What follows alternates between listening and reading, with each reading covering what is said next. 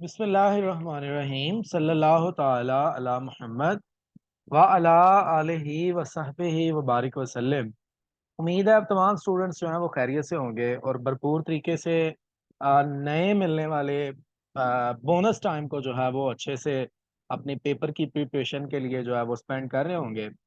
तो जनाब इस वक्त हम बी कॉम पार्ट वन की इकोनॉमिक्स के ऊपर जो है वो कुछ बात करने जा रहे हैं। मेरा बेटा इस वक्त ये आप लोगों के सामने बीकॉम पार्ट वन का इकोनॉमिक्स का 2022 का एनुअल पेपर जो है वो मौजूद है। इसकी रोशनी में बात करते हैं कि इस दफ़ा 2023 के पेपर में क्या आने का चांस है। आपके इस इकोनॉमिक्स के पेपर को तैयार करते हुए मैं स्टूडेंट्स को हमेशा ये सुजेस्ट करता हूँ कि सबसे पहले जो क्वेश्चन वो तैयार करें वो है उनका मैथमेटिकल पोर्शन। मैथमेटिकल पोर्शन के मेरा बेटा चार पांच केसेस जो हैं डिफरेंट एंगल से पेपर में आने वाले वो मैंने अपने यूट्यूब चैनल के ऊपर जो है वो अपलोड किए हुए हैं। आप लिखें mathematical economics by Aftab Attari, आपको पांच लेक्चर्स जो हैं वो मिलेंगे। लेक्चर नंबर वन से तरतीब के साथ उन पांच लेक्चर्स को देख लें, इंशाअल्लाह आपके 20 नंबर पेपर में कंफर्म हो जाएंगे। ये वो पेपर है जो थ्योरी का होने के बावजूद आपको 70 प्लस मार्क्स जो है वो दे सकता है, लेकिन 70 प्लस मार्क्स उसके आएंगे जिसका न्यूमेरिकल पोर्शन अच्छा होगा। तो जनाब न्यूमेरिकल पोर्शन पेपर में हमेशा वो पूछता है कि जनाब आप डिफरेंट जो है वो कॉस्ट फंक्शन फाइंड करें, और साथ में वो स्लोप जो है वो पूछता है।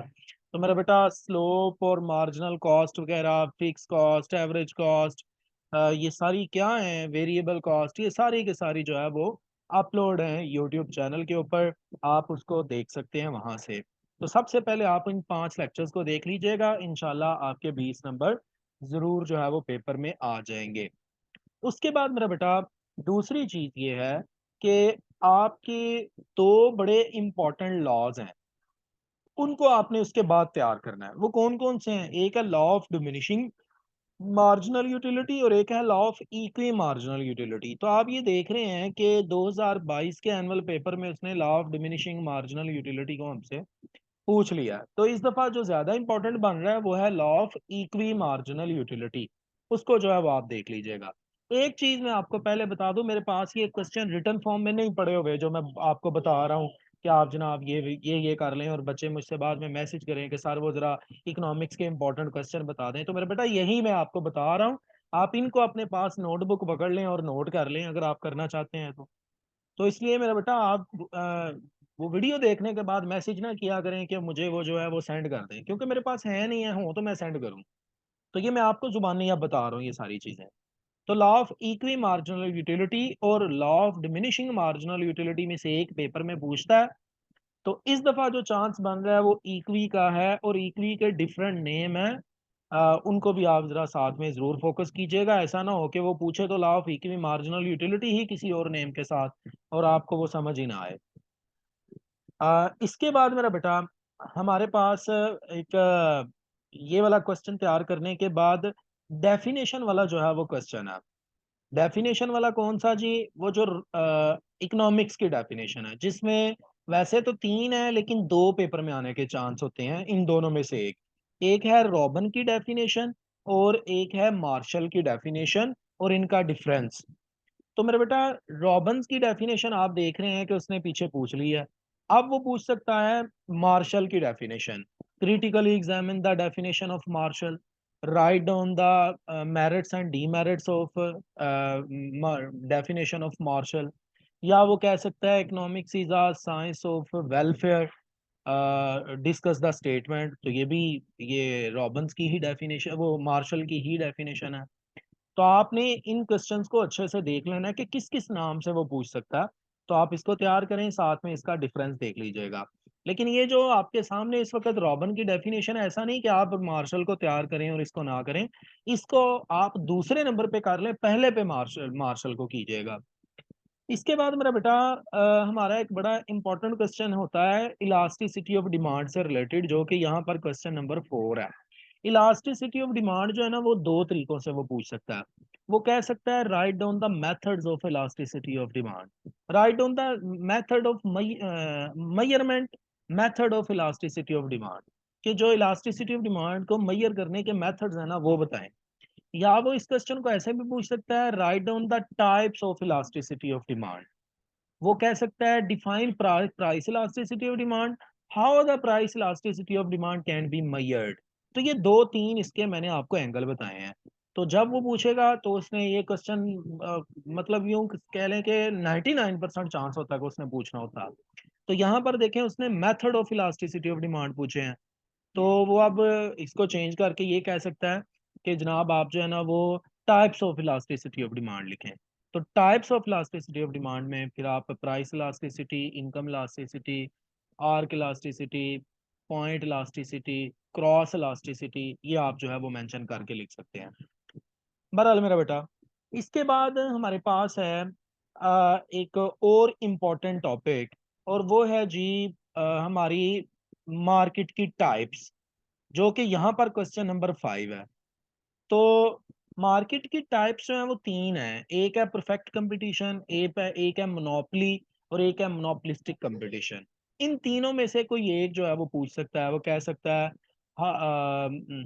under which condition the firm will be in equilibrium, under perfect competition, under monopoly, under monopolistic competition। वो किसी तरह से भी इस क्वेश्चन को पूछे तो आपने ये तीन क्वेश्चन है डिफरेंट, इन तीनों को तैयार कर लेना है, कोई एक आपके पेपर में आएगा। उसके बाद मेरा बेटा हमारे पास नेशनल इनकम का एक बड़ा इंपॉर्टेंट टॉपिक है। नेशनल इनकम के दो क्वेश्चन तो बहुत इंपॉर्टेंट है। एक तो उसने ये देखें आपके सामने पूछा हुआ है how national income can be measured, और एक जो है ना वो है नेशनल इनकम के कॉन्सेप्ट्स। तो जो नेशनल इनकम के कॉन्सेप्ट्स हैं वो आप इस दफा जरूर देख लें, वो ज्यादा इंपॉर्टेंट है। एक क्वेश्चन है तो नेशनल इनकम का ही, लेकिन वो बहुत इंपॉर्टेंट नहीं है, आप फिर भी देख लीजिएगा उसे एक बार। वो आपका है जी circular flow of national income. फिर इसके बाद मेरा बेटा दो थ्योरीज बड़ी इंपॉर्टेंट है जो कि उसने ये पेपर में नहीं पूछी हुई। तो उन दो थ्योरीज में से मैं ये समझ रहा हूँ कि इस दफा एक थ्योरी पेपर में आ सकती है, और वो दो थ्योरीज हैं लिक्विडिटी थ्योरी प्रेफरेंस, और दूसरी है थ्योरी ऑफ रेंट। ठीक है ना। तो इसका दो नाम है वैसे भी, और एक है कैनिस थ्योरी ऑफ इंटरेस्ट, और एक है रिकार्डियन थ्योरी ऑफ रेंट। ये इन्हीं के दूसरा दूसरा नाम है। तो आपने इन दो थ्योरीज को जो है वो तैयार कर लेना है, ये पेपर में आ सकती हैं।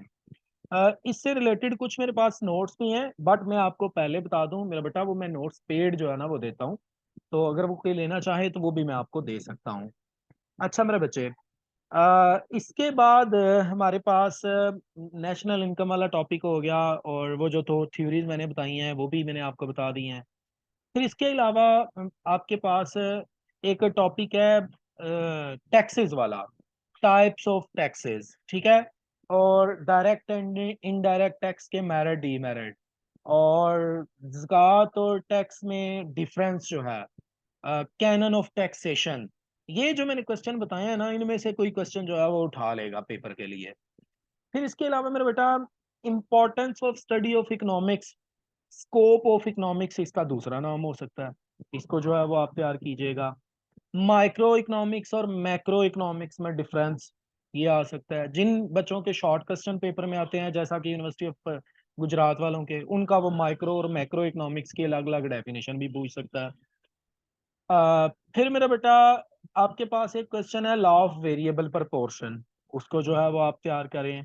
Law of increasing return, decreasing return and constant return, ये तीन लॉ ऑफ रिटर्न्स हैं, इनमें से कोई एक लॉ जो है वो पूछ सकता है। ये मैंने मैक्सिमम चीजें आपको बता दी हैं, और भी बहुत कुछ है वैसे, लेकिन अगर कोई बच्चा इतना काम कर लेगा तो इंशाल्लाह ताला उसका पेपर जो है वो बड़ी उम्मीद है कि क्लियर हो जाएगा, और ना होने वाली बात नहीं है, हो जाएगा इंशाल्लाह ताला।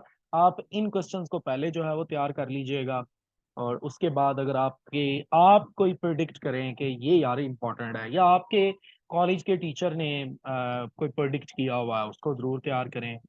तो इंशाल्लाह आने वाली क्ला वो जो एक वीडियो होगी उसमें आपके फर्दर जो इम्पोर्टेंट बुक्स हैं उनके इम्पोर्टेंट चैप्टर्स के ऊपर जो है वो बात करेंगे। तो वेट करें आने वाली वीडियो का, और लाइक कर दें, सब्सक्राइब कर दें। Keep watching Aftab Attari official. इंशाल्लाह मज़ीद जो है वो वीडियोस के साथ आपसे बात होगी।